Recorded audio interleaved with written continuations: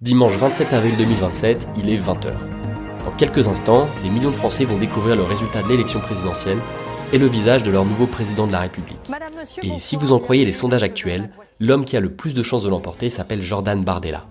Pas Emmanuel Macron, qui ne peut se représenter à l'issue de ses 2 mandats, pas un héritier quelconque du gaullisme ou du socialisme, non. Celui qui a toutes les chances de devenir le 9e président de la 5e République, c'est bien Jordan Bardella. Un homme de 31 ans seulement, président du Rassemblement National et qui, il y a seulement 10 ans, collait encore des affiches dans les rues de Seine-Saint-Denis. Bonjour monsieur. Bonjour. Le Front National pour les élections régionales en Île-de-France. Cette situation, si elle semblait encore inimaginable il y a quelques années, est devenue sans conteste le scénario le plus probable de la prochaine élection présidentielle. En novembre 2025, les sondages le donnent déjà favori, avec des intentions de vote aux alentours des 35% au premier tour selon les principaux instituts.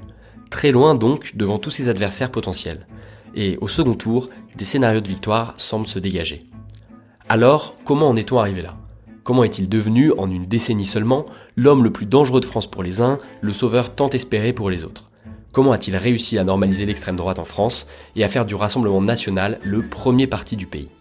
De Drancy à l'Élysée, de la cité HLM aux sommets européens, voici l'histoire vraie et complète de Jordan Bardella,